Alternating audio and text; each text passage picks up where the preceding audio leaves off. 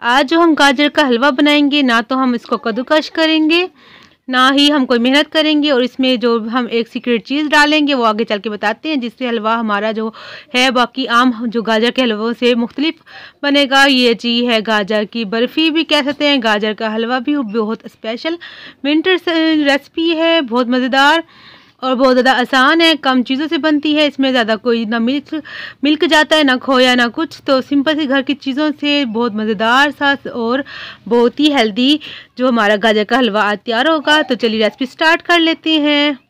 यहाँ पे गाजर जो मैंने ली थी 1 किलो, तो उनको मैंने पहले काट लिए, फिर एक रख दी। मैंने कहा आपको बताऊँगी मैं कैसे मैंने काटी थी।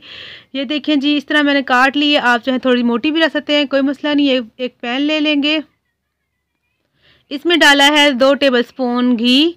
आप चाहें तो ऑयल भी डाल सकते हैं या देसी घी भी, जो आपके पास अवेलेबल हो आप डाल सकते हैं।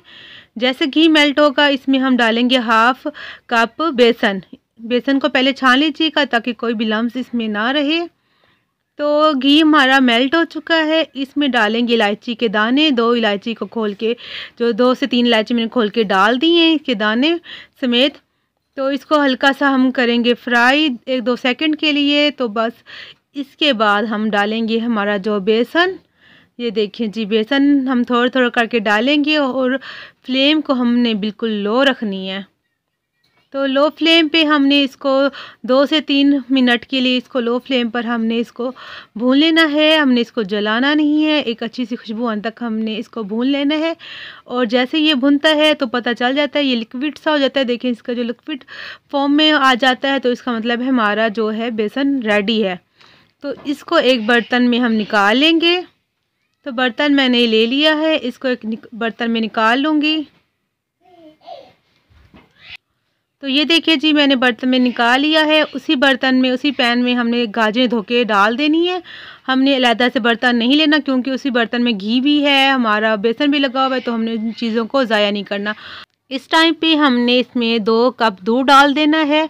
तो ये है जी 2 कप, इससे नाप के मैंने आपके सामने डाला है। अगर आपकी गाजर जो हैं वो पुरानी हो, थोड़ी हार्ड हो, तो फिर आप 1/2 कप दूध का और ऐड कर दीजिएगा। मेरी जो गाजर थी वो फ्रेश थी, बिल्कुल ताज़ा थी, तो मुझे 2 कप काफ़ी रही हैं दूध के। तो वैसे भी गाजर जो खुद अपना पानी छोड़ती हैं, तो इनको ढक के हम जो 20 मिनट तक पकाएंगे। तो उससे पहले मैंने कहा आपको दिखा दूँ, मैं दूध में अच्छे से बॉयल आ चुका है, तो मैंने कहा पहले आपको दिखा दूं, फिर ढक के मैं इसको 20 मिनट तक पकाऊंगी। मैंने इसको अब रख दिया, 20 मिनट के बाद चेक करेंगे। तो 20 मिनट हो चुके हैं। ये देखिए जी, लो फ्लेम पे मैंने पकाया था और माशा से जो दूध हमारा मिल्क अच्छे से खुश्क हो गया है। गाजरें भी हमारी अच्छे से जो हैं गल गई हैं। अब हमारा जो नेक्स्ट प्रोसीजर ये है, अब हम इसको एक मैशियर की मदद से मैश करेंगे। ये देखिए जी, इस तरह का मैशियर ले लें, या जिससे साग घोटते हैं वो ले लीजिए। अगर वो भी नहीं है तो आप इसको चॉपर में डाल के चॉप कर लीजिए, बहुत ईजीली आपका हलवा तैयार हो जाएगा।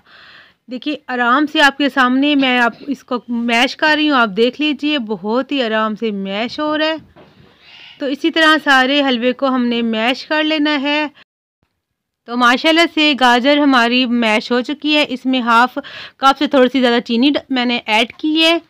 तो अगर आप ज़्यादा पसंद करते हैं 1-2 टेबलस्पून और भी ऐड कर दीजिएगा, वरना ठीक था। इस टाइम पे आके देखिए जी, हमारा जो बेसन हमने भुना था वो इसको डाल देंगे।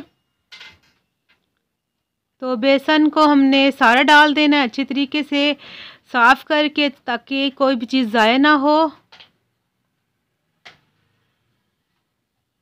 तो ये देखिए जी, मैंने सारा बर्तन साफ़ कर दिया है। इसको चम्मच को भी साफ़ कर दूंगी, ताकि जो हलवा हमारा अच्छा बने, कोई चीज़ भी ज़ाया ना हो।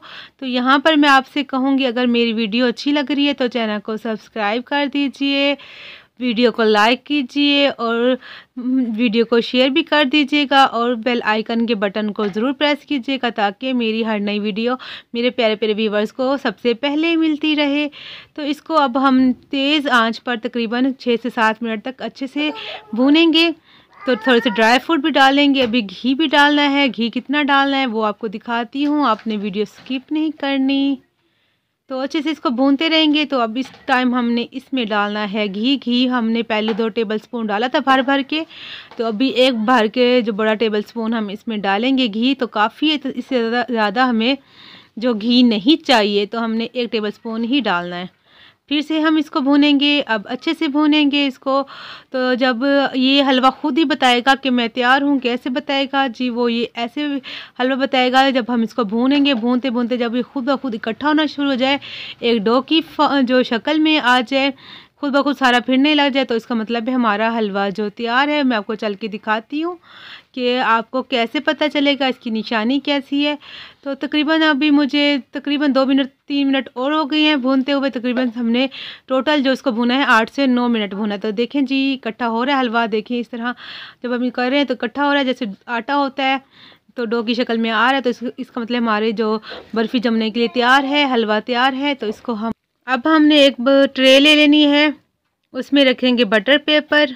तो बटर पेपर रख के उसको हम ग्रीस करेंगे। बटर पेपर इसलिए रखेंगे ताकि हम जब बर्फ़ी निकालें तो आराम से निकल आए। हमारी बर्फ़ी ना हो तो कोई मसला नहीं है, आप ट्रे को ग्रीस करके भी निकाल सकते हैं। अब जो हमने हलवा तैयार किया था वो सारा हलवा हमने इसी ट्रे में जो हमने सेट कर लेना है। जो मर्ज़ी चाहे आप दिल करे आपका शेप दे सकते हैं। देखें जी आपने सेट कर लेना है। मैंने जो इसको चौरस शेप दी है इस तरह करके, तो एक नाइफ़ की मदद से मैंने इसको सारा सेट कर लिया एक अच्छे से तरीके से। तो आपने भी इस तरह कर लेना, वरना आप डायरेक्ट भी खा सकते हैं, ज़रूरी नहीं आपने शेप दे के इसको बर्फ़ी में काटें। मैं बर्फ़ी में काट के आपको दिखाऊंगी। तो ये देखिए जब इसको मैं सेट होने के लिए छोड़ दूँगी तकरीबन आधा घंटे के लिए, इसके बाद उसकी कटिंग करूँगी, भी दिखाती हूँ। ये देखिए जी माशाल्लाह से हमारी जो बर्फ़ी तैयार है, मैंने काट ली है। तो मिलते हैं नेक्स्ट वीडियो में एक नई रेसिपी के साथ। आप अपना बहुत सा ख्याल रखिएगा। मेरी तरफ से अल्लाह हाफिज़।